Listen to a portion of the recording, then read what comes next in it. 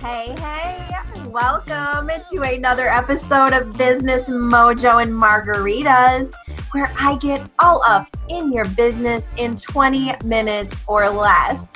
I am Suzanne Proxa, your host, business strategist and coach for female entrepreneurs, and my jams just happen to be client attraction and marketing. So let's not delay any further. Let's dive in. Bow, chicka, bow, bow. Hey, it's your crazy hostess. Yes, I am a little bit weird today. So today's episode is sponsored by the Crickets Crusher Workbook.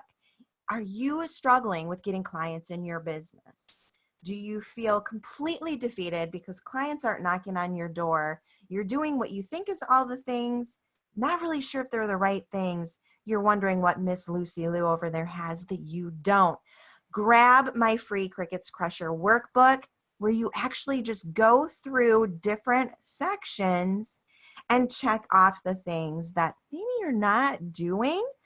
And that actually will give you an action plan on what you can add into your strategy so that you can start attracting those clients. And even better, it comes with an email series that gives you insight every single day so that you can really make some forward movement. Want to get your hands on this thing? Of course you do.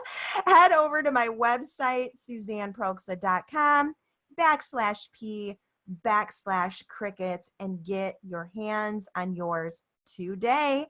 Thanks for letting me cut in. Hello, everybody. Welcome to another episode of Business Mojo and Margaritas. This is your fearless leader of the podcast here, Suzanne Proxa, business strategist and coach. And we are going to talk about reclaiming your financial power today, ladies. And I am super excited to have Melanie Claire here, who is going to walk us through this. And I cannot wait to hear what she has to say, because this is one of those topics that I feel like, you know what, we don't really talk about it enough, or we don't really dive in deep enough. And so I'm sure she's going to have some great tidbits for us today. She is a transformational life and business coach. And I will let Melanie do a better introduction of who she is and how she got into this. Hello, Melanie. Hi, thank you so much for having me. Hello. Basically I started off life as a world-class athlete. I was a 3-time world championship medalist for swimming. I started my first business when I was 19 years old and built my first 6-figure income by the time I was 21. So I've done business, done high performance, done the world-class athlete thing for a while, and realized pretty soon in my early 20s how I really enjoyed, more than doing all that stuff, was actually helping women. I was a personal trainer in my early years before I got into life and business coaching, and built my first 6-figure income as a personal trainer, and really just loved helping women in their 30s and 40s feel better about themselves. And pretty quickly I realized that I enjoyed the self-esteem, self-confidence aspect of it more than just doing sets and reps on the gym floor. So I was probably a life coach before I even knew what life coaching was. And turns out we can do this thing as a career, and I don't have to just hide it in my personal training anymore and just get to do what I love to do most. So I started doing that, and I full-time by 2012, and doing my online life and business coaching to about 6 figures in 8 months doing that. And saw pretty quickly the common theme for a lot of women when it came to starting their business, that it was really an issue that wasn't necessarily just about, once people know all the marketing tools and things, it's what gets in the way and what stops them applying it, and what's actually really going on for people. So that's what I got really curious about, and I love the inner game side of things. So I get really curious about how we can transform inner game issues into tangible, real-world results, and saw pretty quickly there was a need and a desire that I had to help women really raise their financial games, because I think when we can do that, we can do a lot of good, not just in our own lives, but in the lives of others as well.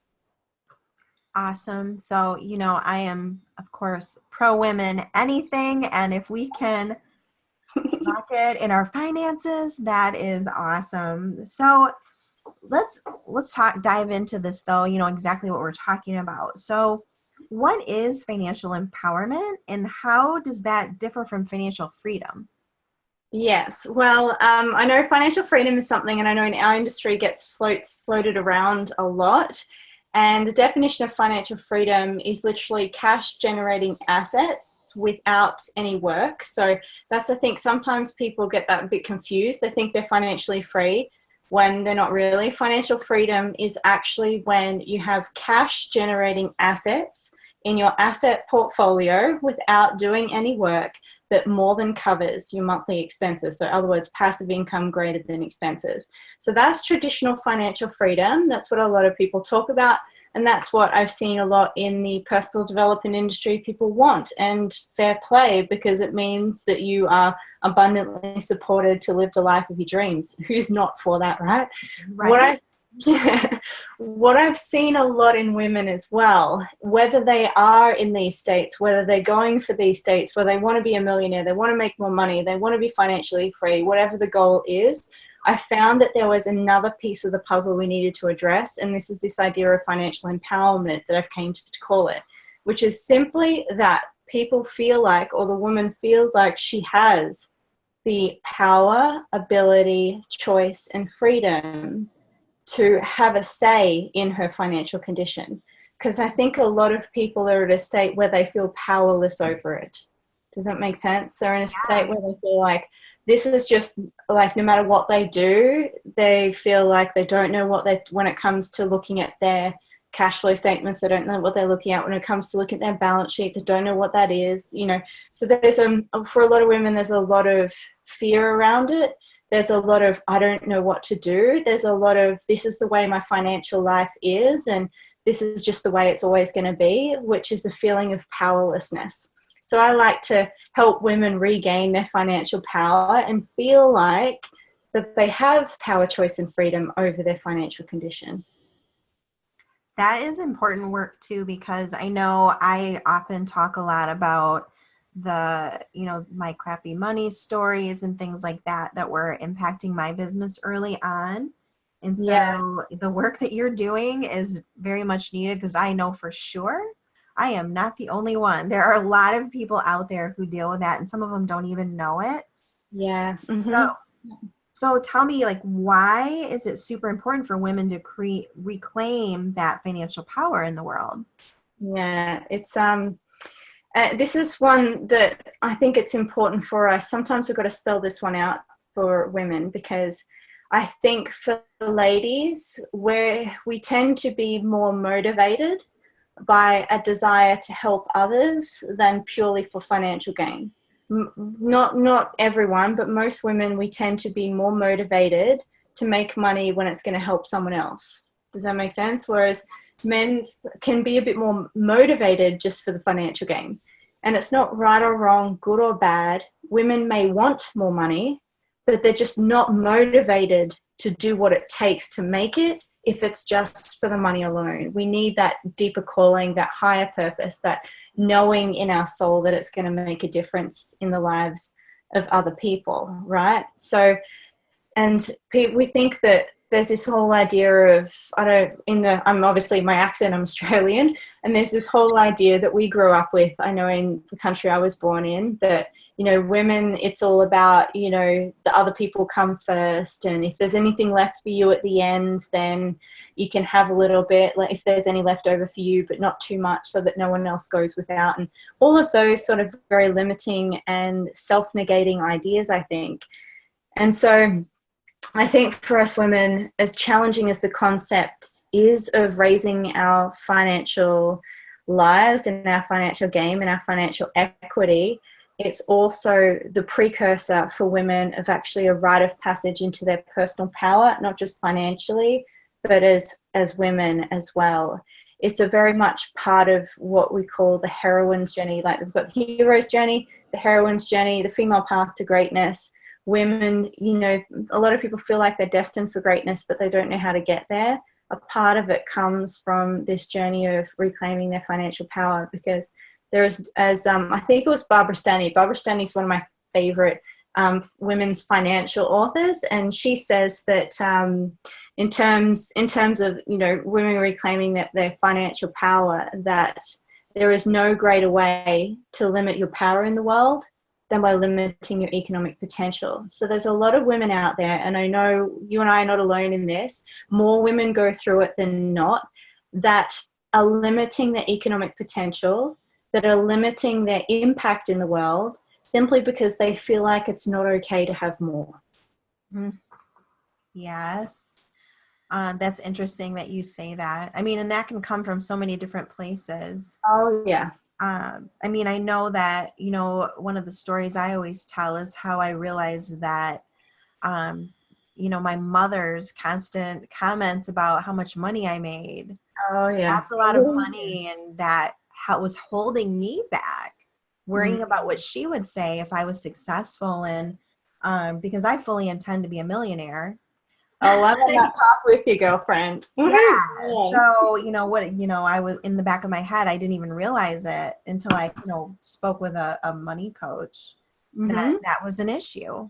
Yeah, I know. And think about all the women who aren't even aware that this is an issue for them. And I can guarantee there's a lot of them. Yeah. I mean, definitely. There's probably 9 out of 10. Yeah. Yep. Quite a few. It holds them back. It prevents their impact from growing. It stops them serving more people. It's not just about having more money. It's about they're limiting their own ability to have freedom, impact, joy, fulfillment. Like so many other areas are limited by limiting your economic potential. Yeah. We sell ourselves far too short as women, I think, as a collective. Which is unfortunate, you know? I mean, yeah. Because women do have so much potential. We have so much to offer. And, you know, we get these things in our head, whether it be from upbringing, what we see on, you know, TV, what we're conditioned. I mean, it's just so much to deal with there. Oh, yeah. The studies showed that when women make money, 90% of that resource goes back into their local economy, as opposed to 30 to 40% for men. Like when we get lots of money, I truly believe this in my soul. We get money and good money and more women millionaires, multi-millionaires in the world. We're not going to see the same problems that we see on the planet today. It's just not going to be possible.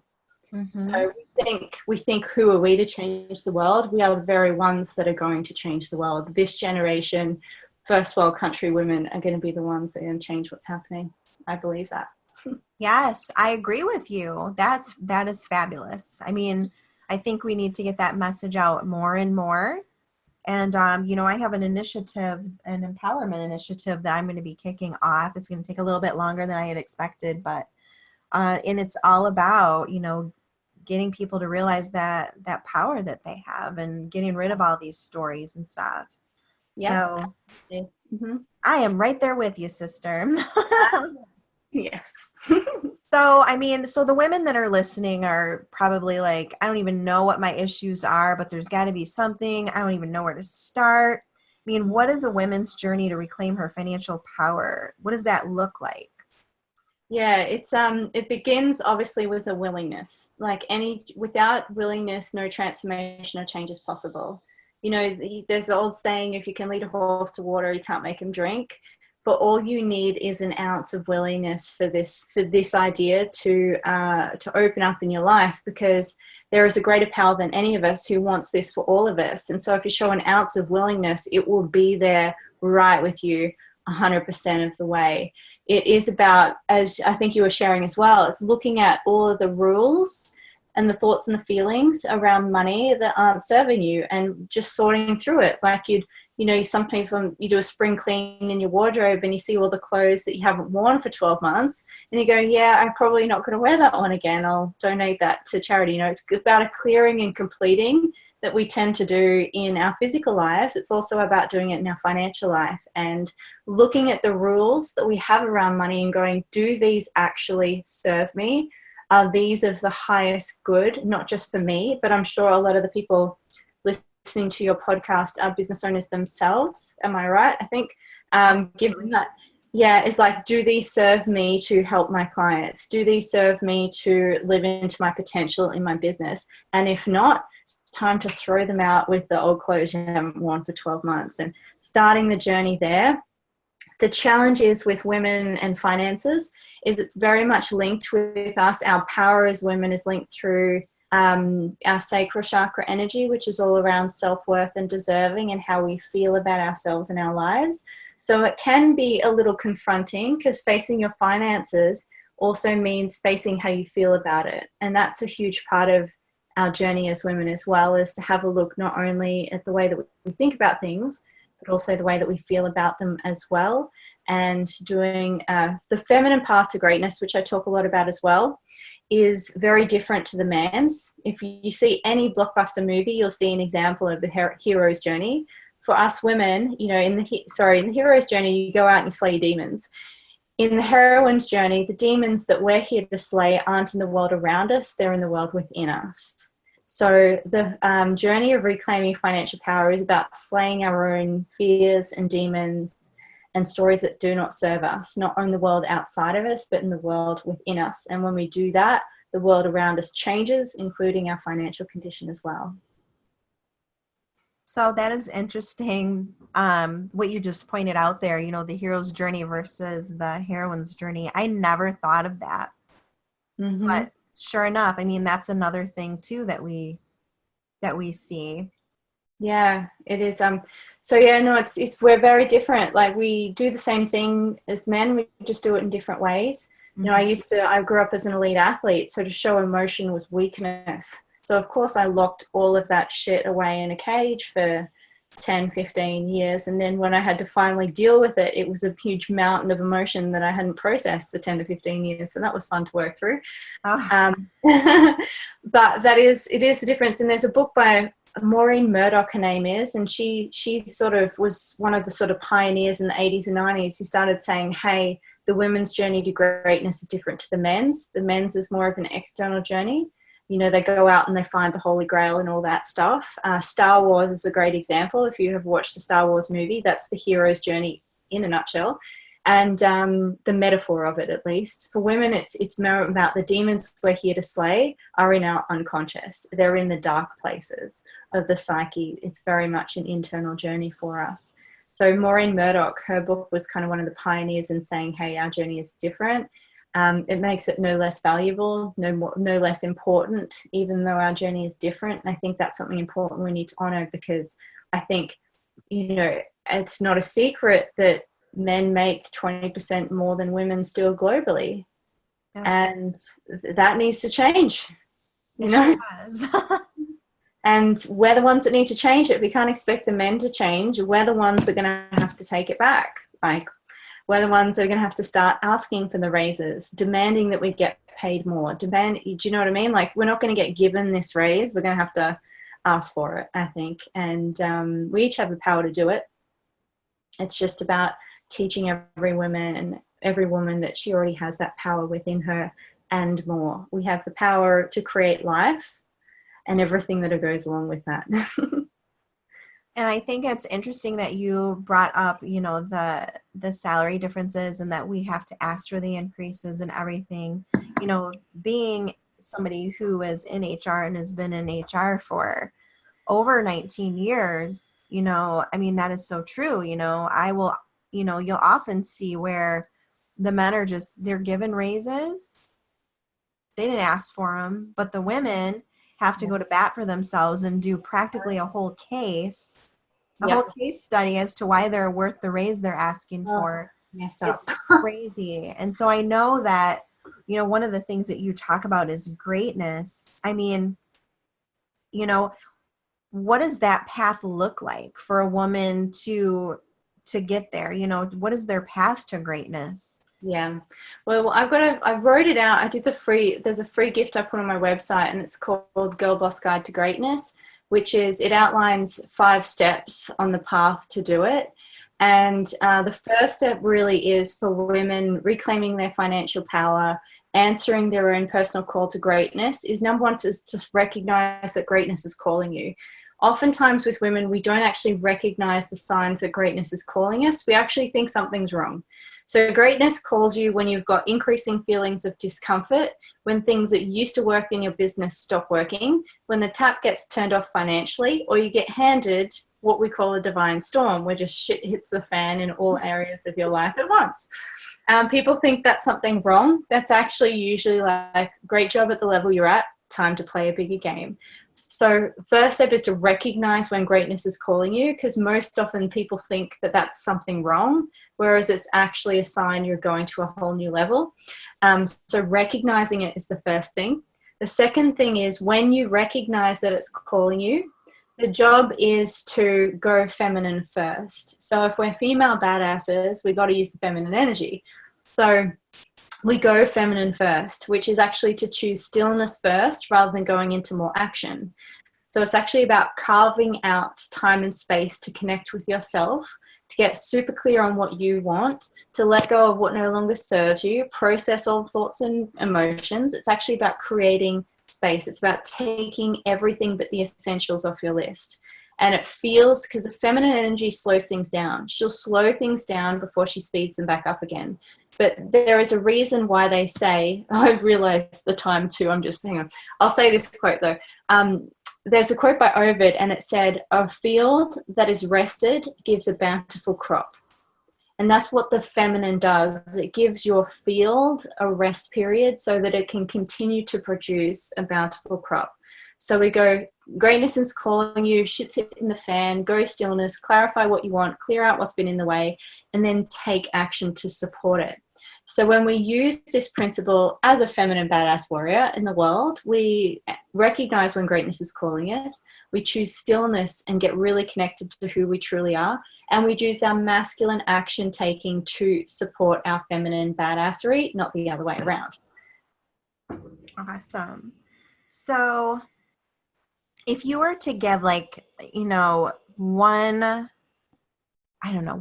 bit of advice to the women who are listening to this, and they're kind of like, we all know it's a process, right? You first start hearing about this stuff and you're like, oh my gosh, this might be me. And, you start to get a little bit excited because you think maybe I can find my greatness. Maybe I can get my financial power back.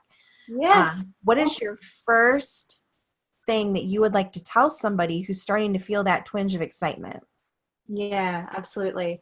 My first thought would be, don't be afraid to slow down in order to speed up.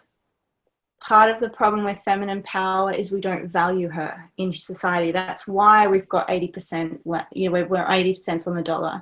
It's about honoring and actually saying, you know what, because the feminine power looks different doesn't mean she's any less valuable.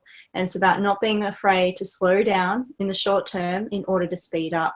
That would be my thing. And if we can teach women that it's the belief that it's okay sometimes to slow down, because how many super women have we got out there trying to do everything and running on 10 cylinders and no time or space for themselves? It's so easy to get caught in busyness when you're in business. And yes, my advice would be, don't be afraid to slow down in order to speed up. It is not a crime to take time for yourself. And you will often find that when you take time out, as I found, some of your best ideas and most profitable ideas come through in those moments of stillness. Yes, so true. I second that. You guys, Melanie is 100% correct on that one. When you take those breaks, I swear, good shit comes through. It does. It does. Yeah. Mm-hmm. So, Melanie, I think that, my audience is probably feeling super empowered right now, and they're thinking, okay, I want to talk to this Melanie, and I want to know where to find her, and I want to be amongst her online. Where do they find you? Okay, awesome. Well, I've got a free online group that I do. I think it's all about reclaiming your voice, your value, and your authentic power. That's probably pretty cool. I do monthly free trainings, and we have a personal development book club that we run every month in there. It's called the High Vibe Collective. If you go The High Vibe Collective, you'll probably find us on Facebook. And seeing as we're talking about financial power and greatness today, probably the free gift that I've got, that would be awesome for them, Girl Boss Guide to Greatness. I'll probably send you the link, I think. I'm trying to remember what it's, melanie-claire.com/free-gift. That's where you should find that one to start to, if you know that there's these signs, there's something, you feel like there's something more, you're not sure what it is or how to answer that call to greatness, there's 5 steps in there to help you start the path and start to answer the call and start to reclaim your financial power as well. Awesome. Well, thank you so much for being on today, Melanie. I'm feeling a little empowered myself. Awesome. And so now I'm going to dive into this new freebie that I'm creating. Awesome. Good. Yes. So you guys, this stuff is super important, and I had no idea that this is where some of my issues were when I was first starting out in business. I actually floundered around for probably a good 2 years because of it. So that's how important it is. So listen to Melanie, make sure you grab that gift that she has for you guys and join that group.